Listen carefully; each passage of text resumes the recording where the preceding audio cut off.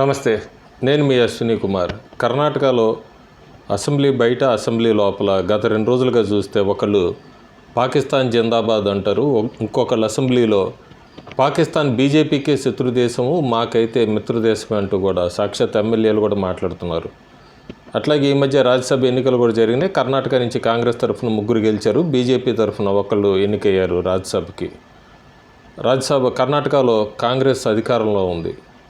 కాంగ్రెస్ అధికారంలో ఉండి సంవత్సరం దాటింది. ఈ సంవత్సరంలోనే ఎఫ్డీఐకి సంబంధించి కర్ణాటక మొదటి స్థానం నుంచి కాంగ్రెస్ వచ్చిన ఒక సంవత్సర పరిపాలనలోనే 4వ స్థానంలోకి పడిపోయింది ఎఫ్డీఐ. ప్రస్తుతం ఇలాంటి పరిస్థితులు నడుస్తున్న మధ్య ఇప్పటికిప్పుడు లోక్సభ ఎన్నికలు వస్తే కర్ణాటకలో ఏ పార్టీకి ఎన్ని సీట్లు రావచ్చు అన్నది నేను ఒక నెల కిందట నా ప్రిడిక్షన్ పెట్టాను. ప్రస్తుతం ఇప్పుడు ఎలా ఉంది అక్కడ పరిస్థితి అనేది మనం 2019లో చూస్తే బీజేపీ ఒంటరిగా పోటీ చేసింది లోక్సభ ఎన్నికలకి. అప్పుడు 20 స్థానాలు గెలిచింది 28లో. Congress, JDS, Kumaraswamy party, JDS కలిసి అలయన్స్గా వెళ్ళారు.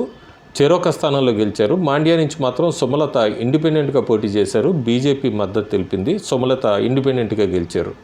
అది 2019 కథ. ఇప్పుడు 2024లో లోక్సభ ఎన్నికలు ఇప్పుడు జరిగితే ఏ పార్టీ గెలవచ్చు, ఏ నియోజకవర్గంలో ఎంత ఓట్ షేర్ ఉంది అన్నది నేను క్లియర్గా ఒకసారి వీక్షకులు చెప్తాను. 2 రోజుల కిందట నేను ఆంధ్రప్రదేశ్ ఒపీనియన్ పోల్ అని ఒక సర్వే పెట్టాను. ఆ సర్వేలో కూడా ఎవరు ఆ ఏజెన్సీ అనేది చివరిలో పెట్టాను, ఐటమ్ చివరిలో.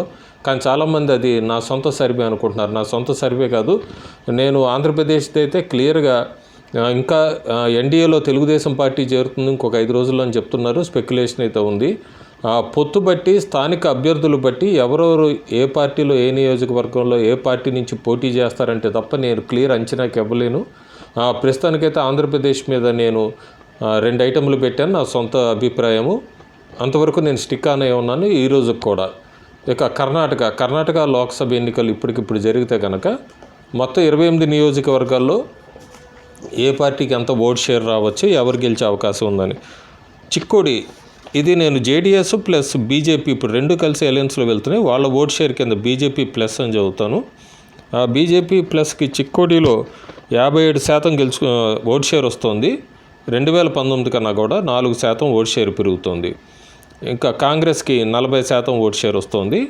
2019 కన్నా 3% తగ్గుతుంది. బెల్గాం బీజేపీ ప్లస్ 69%, ఐఎన్సీకి 27%, 3% తగ్గుతుంది.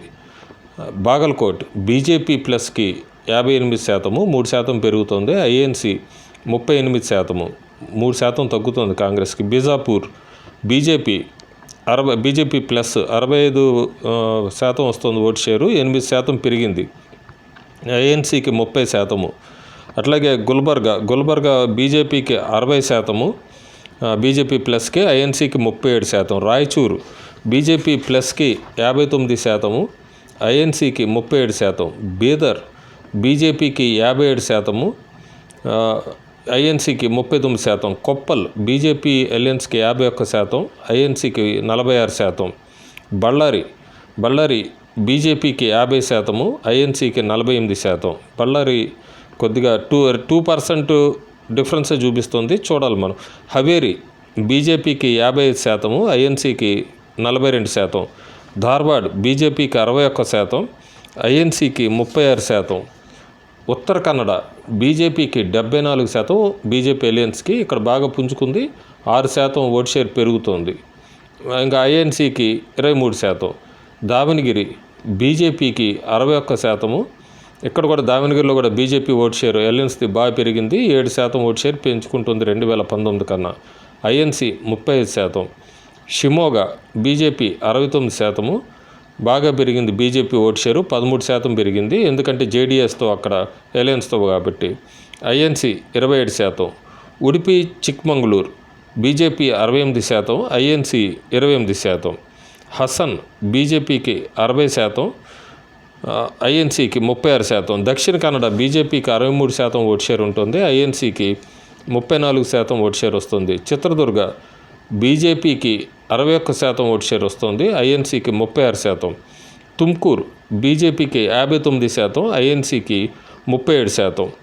మాండ్యా బీజేపీ ప్లస్కి 61%, INC 35%.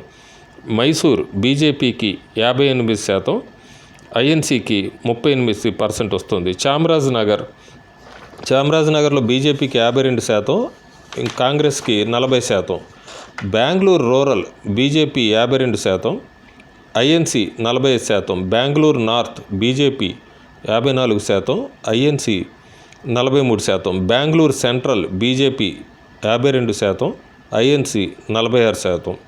Bengaluru south BJP 67%, INC 29%. Chikballapur బీజేపీకి 63%, ఐఎన్సీకి 33%. కోలార్ బీజేపీకి 68%, ఐఎన్సీకి 28%. సో కర్ణాటక మొత్తం 28 ఉంది. 28లో బీజేపీ అలయన్స్ 28కి 28 స్వీప్ చేయబోతోంది. ఈ ఓట్ షేర్లో స్లైడ్స్లో మీకు పక్కన స్లైడ్ షోలో ప్రజెంట్ చేసిన చోట కొన్ని చోట్ల ఐఎన్సీకి 38% ఓట్ షేర్ అని ఇస్తూ బ్రాకెట్లో నేను ప్లస్ 38% అని ఇస్తున్నాను. ఎందుకంటే 2019లో ఆ స్థానాల్లో జేడీఎస్ పోటీ చేసింది, ఇప్పుడు ఐఎన్సీ పోటీ చేస్తోంది. సో ఐఎన్సీకి ఆ ఓట్ షేర్ అంతా కూడా ప్లస్ అవ్వబోతున్నట్టుగా.